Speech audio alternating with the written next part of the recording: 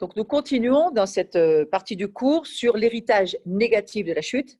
Et nous avons vu, dans la partie précédente, la mort spirituelle, cet héritage transmis, bien entendu, à cause de la chute et du péché, la connaissance de Dieu perdue, Adam et Ève perdent le contact avec Dieu et c'est la fracture. Nous avons vu les émotions négatives dominantes qui font qu'il ne faut surtout pas suivre et nous laisser contrôler par nos émotions qui ne doivent en aucune manière diriger notre vie.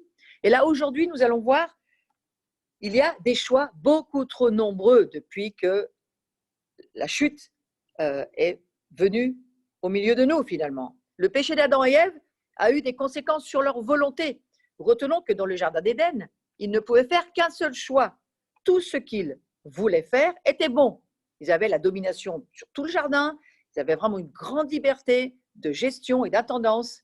Mais il y a une seule chose que Dieu leur avait dit, tu ne manges pas de l'arbre de la connaissance du bien et du mal.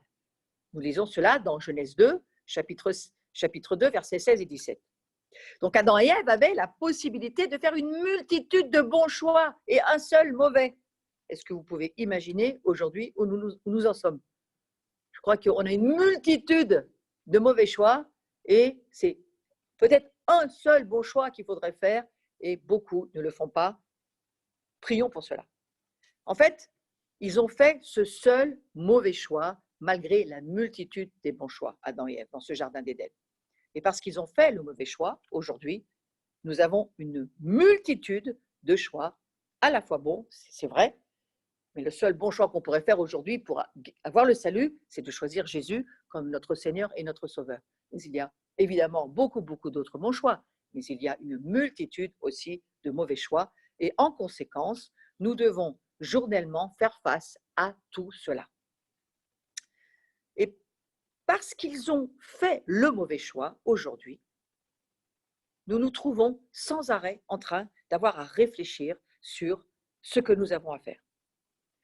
Alors, on peut choisir de prier ou de ne pas prier, de lire la Bible ou pas de lire la Bible, de regarder ou pas ce film-là, aller faire cette chose-là ou pas, pardonner ou pas, aimer ou pas. 1000 choix qu'il nous faut faire chaque jour. Nous pouvons choisir de marcher en faisant le bien, comme Dieu le proposait à Caïn, ou en faisant le mal, ce que Caïn finit par faire, par choisir. Nous rencontrons des choix innombrables tous les jours. Et nous faisons aussi, parfois, des mauvais choix dans notre marche chrétienne, bien entendu. Nous pouvons nous repentir de ces mauvais choix et demander à Dieu de nous aider à marcher par son Saint-Esprit. Heureusement, merci pour chacun de nous aujourd'hui, Dieu a envoyé le Saint-Esprit. Donc il y a en nous un être qui vit, la troisième personne de la Trinité, qui vit au fond de nous et qui peut vraiment nous aider à faire les bons choix. En plus de ces choix trop nombreux, en cinquième partie de cet héritage négatif de la chute, nous allons voir que les privilèges deviennent des besoins.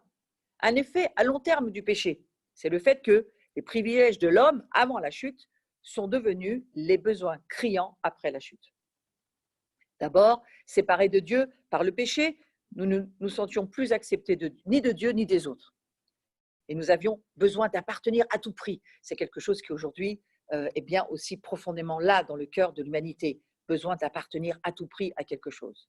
Et même en venant à Christ, avec une relation rétablie avec Dieu, nous avions encore besoin d'appartenir aux autres. C'est quelque chose de criant et de fort. Nous pouvons lire que l'appartenance a été remplacée par le rejet.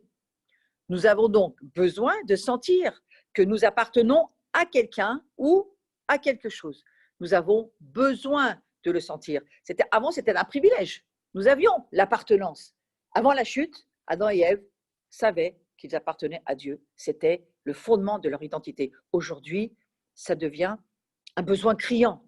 Et l'esprit de rejet s'est engouffré dans cette brèche de ce sentiment de non-appartenance parce que c'est la séparation du péché qui l'a provoqué.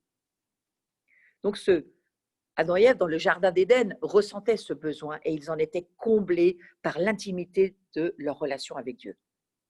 De toutes les choses qui étaient bonnes dans le jardin, la seule chose qui n'était pas bonne, c'était laquelle? Qu'Adam soit seul. C'était la seule chose qui n'était pas bonne. Il n'est pas bon qu'Adam soit seul, que l'homme soit seul. Et Dieu a satisfait ce besoin en créant Ève, ainsi que, après tout, le concept des nations, c'est-à-dire d'avoir une grande famille. Le péché nous éloigne de Dieu et les uns des autres. C'est-à-dire cette fracture, cette séparation qui fait que nous ne sommes plus en relation ni avec Dieu ni avec les autres, nous amène dans un sentiment immense d'esprit d'orphelin, esprit de rejet, esprit de solitude. Et aujourd'hui, nous devons bien saisir que c'est par cette brèche de la chute que toute cette démonologie est entrée dans notre vie, mais aussi véritablement ce monde invisible qui nous combat, et qui combat notre identité, et pour lequel il faut que la révélation vienne, parce que ce qui nous rend libres, c'est la connaissance de la vérité. Connaître la vérité de notre identité, c'est la meilleure clé, la meilleure arme pour combattre Satan qui veut nous empêcher de la recevoir, cette révélation de qui nous sommes, les enfants de Dieu. Donc, évidemment, Adam et Ève ont introduit par leur éloignement d'avec Dieu tous les conflits aujourd'hui que nous pouvons trouver dans les relations humaines viennent de cette fracture et de cette chute. Alors, je redis que nous avons tous un besoin profond d'appartenir à quelqu'un. Même si nous venons à Christ, que nous avons une bonne relation avec lui, et ça comble notre besoin de sentir que nous appartenons à Dieu. Nous avons besoin de comprendre qu'il est vraiment important de dépasser notre individualité pour atteindre une plus grande échelle. La Bible parle des nations et de l'histoire. L'histoire se développe tout autour des nations, tout au long de l'Écriture. Elles sont, ces nations, des personnes corporatives, dotées de la même responsabilité et de la même perspective que les individus. Les individus, comme les personnes corporatives, sont participants du royaume de Dieu. Dieu a créé les peuples, il a créé les tribus, il a créé les langues, il a créé les nations à l'image de sa pluralité. Tout comme il a créé les individus à son image, la diversité, l'internationalité, la louange sont des reflets du caractère de Dieu et de son projet pour la famille humaine. Notre sentiment d'appartenance au peuple ou à la langue ou à la tribu ou à la nation qui nous a vu naître joue un rôle très spécifique dans nos vies. C'est ce que nous appelons aujourd'hui l'identité collective. J'ai lu un excellent livre de Peter Bosz qui s'appelle L'Appel des Nations et qui dit ceci.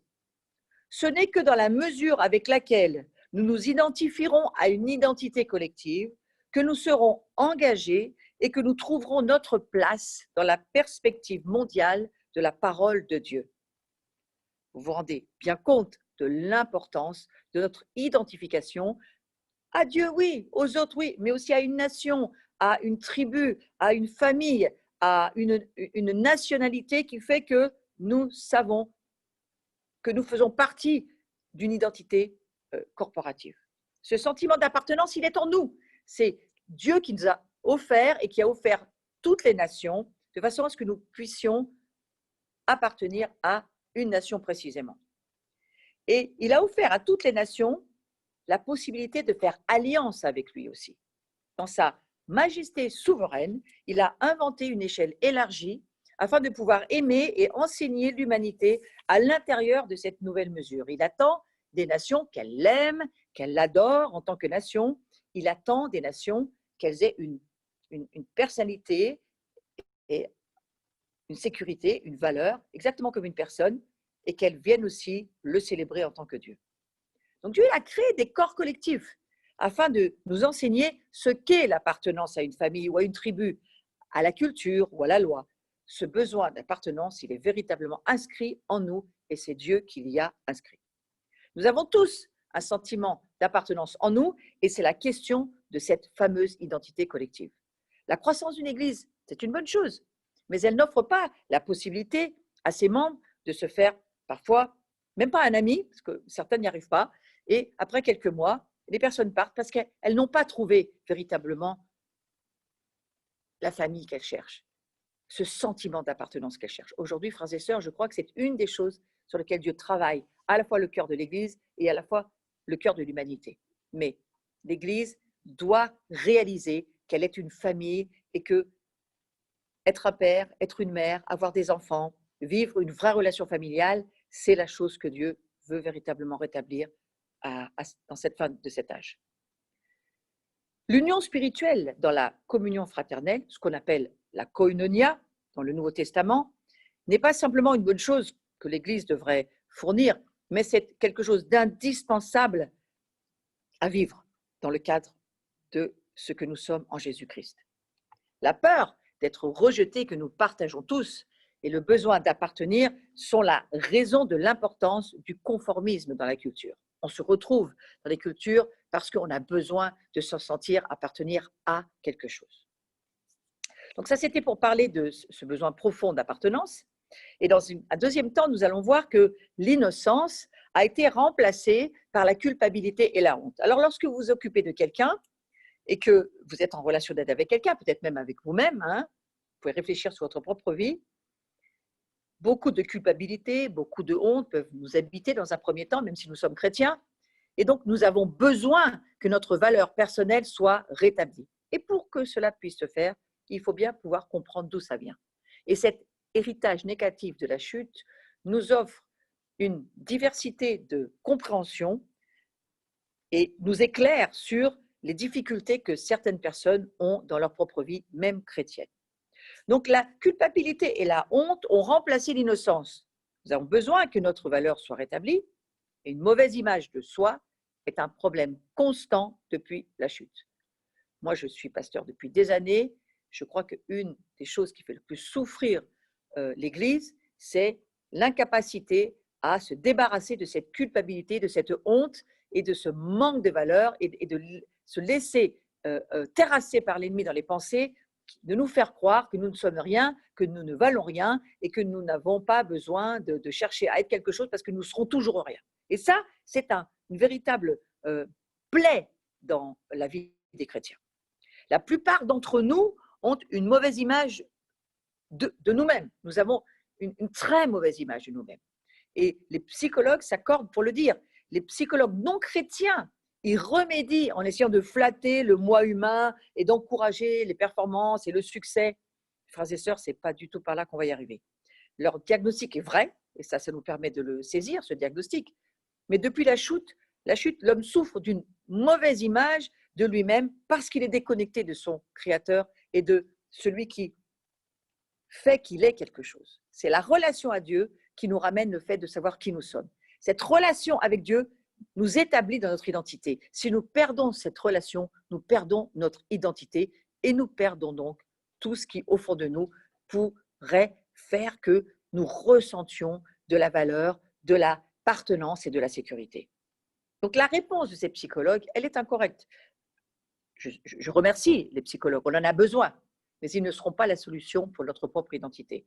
Le remède ne consiste pas à flatter ou essayer d'augmenter le moi. Le moi, lui, doit se laisser être en Christ, disparaître pour que Christ vive en nous. C'est toute l'identification de la croix. Il faut que Christ grandisse en moi et que moi, je puisse disparaître. Donc, Paul nous dit que ce n'est plus lui qui vit, mais c'est Christ qui vit en lui. Donc, voyez bien que l'identification de la croix, lorsque Paul parle dans ce passage de qui il est de Christ en lui, de qui est Christ en lui, de qui il est lui en Christ, c'est plus moi qui vis, c'est Christ. Donc, ce choix de dire Christ en moi me redonne cette valeur, cette appartenance, ce sentiment de sécurité parce qu'il me ramène à la relation que je suis vraiment enfant de Dieu. Paul en parle et il le dit, un des obstacles placés sur la route vers la maturité et la liberté en Christ, c'est ce fameux combat entre la chair et l'esprit, entre le péché et l'être humain. Nous devons considérer ce que Dieu considère comme mauvais, être mauvais, et comme bon, être bon. Exactement la même chose que ce qui s'est passé avec Caïn et avec Abel. La chair est chair, et si Dieu nous dit que la chair est chair et que la chair, elle ne vaut rien, et qu'il ne faut en aucune manière marcher par la chair, marcher au travers de cet héritage négatif de la chute, et pour ne pas marcher dans cet héritage-là, ne pas nous laisser influencer par cet héritage-là, il faut bien le comprendre, il faut bien saisir d'où il vient. Donc voilà à quoi sert ce cours. Il nous sert à discerner et à faire très attention à ne pas marcher par la chair, mais à marcher par l'esprit. Parce que la Bible nous dit dans Galates chapitre 5, verset 16, « Marchez par l'esprit et vous n'accomplirez point les désirs de la chair. » La valeur personnelle ne dépend pas des talents, de l'intelligence, de la beauté. Ça, en rien. La valeur personnelle, c'est une question d'identité. Nous trouvons notre valeur personnelle quand nous savons qui nous sommes un enfant de Dieu. Et une dernière chose que nous allons voir dans cet héritage négatif de la chute, l'autorité a été remplacée par la faiblesse et l'impuissance. Et nous avons donc besoin de force et de maîtrise de soi. Souvenez-vous, Adam et Ève dans le jardin avant la chute, ils étaient dans la connaissance de Dieu, dans cette relation incroyable avec Dieu. Dieu en avait fait des collaborateurs, des ambassadeurs. Ils dominaient la création, ils étaient les gérants, les intendants, le gouvernement, gouvernaient sur les animaux, et ils étaient dans la parfaite relation de Dieu en termes de valeur, sécurité, appartenance. Mais lorsqu'il y a eu la chute, l'autorité que Dieu leur avait donnée, finalement, a été remplacée par la faiblesse et l'impuissance. Ils se sont sentis impuissants, ils se sont cachés, ils ont eu peur, et leur désobéissance à Dieu a fait qu'ils ont perdu cette autorité.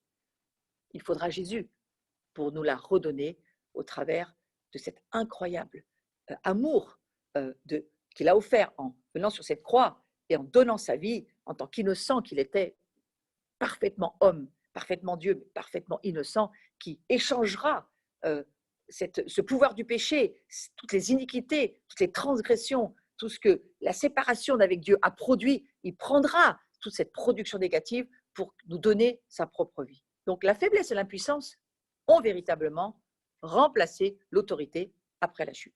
Et nous avons besoin de force et de maîtrise de nous-mêmes. Pour cela, je crois qu'il n'y a pas besoin de le dire, on en est tous très conscients.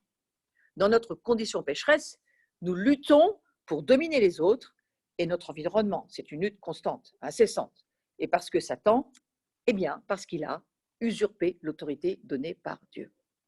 Et le besoin de dominer et de se dominer est quasi permanent dans nos vies. Il faut arriver parfois à le voir. Mais nous sommes en perpétuelle recherche de domination et sur nous-mêmes et sur les autres. Un grand nombre de stratagèmes sont utilisés pour combler ce besoin. Certains sont assez forts et se contentent de faire pression pour pousser les autres à l'action. D'autres dominent leur entourage en les harcelant, en les irritant. Il y a beaucoup de façons de dominer, de contrôler les autres. Et d'autres marquent leur besoin de dominer, alors avec leur voiture, avec leur compte en banque, avec tout un tas de choses qui montrent aux autres que le monde leur appartient. Et ces stratagèmes devraient prouver que nous avons la maîtrise du destin. En réalité, nous ne sommes pas maîtres de la situation du tout. Et nous tentons désespérément de maîtriser notre destin, mais nous ne maîtrisons et nous ne maîtriserons jamais notre destin. L'âme humaine n'a en aucun cas jamais été conçue pour être le maître du monde. Et c'est quelque chose aujourd'hui que nous devons entendre dans ce cours. Si vous entendez ce cours pour la première fois et que vous n'avez jamais pensé à ça, votre âme n'est en aucune manière, n'a été créée pour être le maître du monde et encore moins des autres. Notre âme a été créée pour se soumettre à l'Esprit de Dieu qui vit dans notre esprit si nous avons accepté Jésus dans notre cœur. Donc tout comportement pécheur découle des mauvaises solutions que nous trouvons pour combler ces besoins fondamentaux. Tout le péché, ça veut dire, en grec, vous savez, il y avait des jeux de fléchettes et on tirait des flèches et lorsqu'on ratait la cible, on disait « j'ai péché », c'est-à-dire j'ai raté la cible. Et lorsqu'on arrivait à viser le centre, alors on disait que c'était réussi. Et là, on n'avait pas péché. Et c'est pour nous expliquer que le péché, c'est le fait de rater la chose que Dieu nous demande de faire, de rater la relation avec Dieu, de ne pas être au centre de la volonté parfaite de Dieu. Et alors, nous dévions et nous cherchons des solutions. Nous essayons de combler tous ces besoins de notre manière et nous n'y arriverons jamais jusqu'à ce que nous comprenions qu'il n'y a que dans notre relation retrouvée avec Dieu et dans cette intimité de vivre et de connaître Dieu et d'apprendre à vivre et connaître aussi les autres dans cette relation en Jésus-Christ, c'est là que nous pouvons retrouver véritablement la solution pour combler tous ces besoins. La question principale est la suivante. Allons-nous permettre au monde, à la chair, au diable, de satisfaire nos besoins ou allons-nous laisser Dieu subvenir à tous nos besoins selon sa richesse, avec gloire en Jésus-Christ.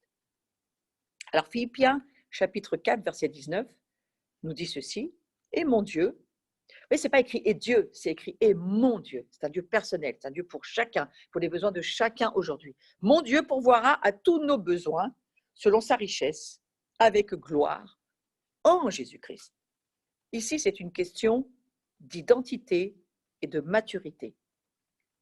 Plus nous comprenons notre identité en Christ, et plus nous allons pouvoir grandir en maturité et bien entendu aussi en liberté. Plus nous avons de maturité et plus nous répondrons correctement à cette question. Est-ce que je vais laisser Dieu subvenir à tous mes besoins selon sa richesse, avec gloire en Jésus-Christ? Concluons par le fait que l'identité du croyant ne dépend pas de ce qu'il fait ou de ce qu'il possède, mais de ce qu'il est en Christ. Nous avons un héritage positif, reçu de nos ancêtres Adam et Ève, mais nous avons découvert aussi que notre identité spirituelle et tout ce qu'elle comporte a été perdu à la chute. Donc l'échec du premier Adam a été suivi par la réussite totale du dernier Adam, Jésus-Christ. Il nous a restitué notre identité perdue lors de l'expulsion du jardin. Son triomphe et tout ce qu'il nous a offert est à notre disposition. Alors, il y a quelque chose que j'aimerais juste revoir d'une certaine manière pour faire un petit résumé. Il ne faut certainement pas nous rattacher au premier Adam pour notre vie d'aujourd'hui. Que nous prenions cet aspect positif de l'héritage de la création positive, oui, mais en aucun cas, il ne faut nous rattacher à plus que cela. Parce qu'ensuite, il y a tout cet héritage négatif de la chute que nous venons de voir.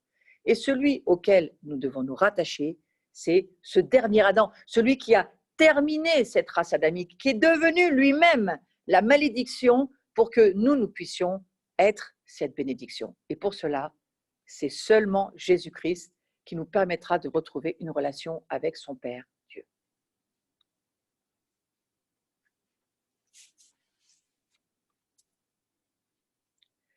Alors, j'aimerais juste simplement vous inviter, parce que c'est la fin de ce cours de Ce qui compte, c'est qui je suis, donc à la fin de chacun des 3 parties de ces cours, je vous invite, si vous voulez bien, à continuer de me rejoindre chaque jeudi, je continue les enseignements et le prochain sera Laissez-nous diriger par l'Esprit, marchons par l'Esprit, ça sera le cours suivant.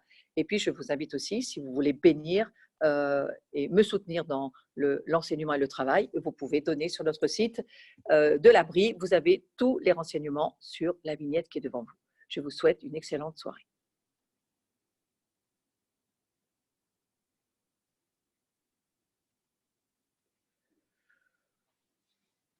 Je ne sais pas si ça va, hein. Il va falloir revoir. J'espère que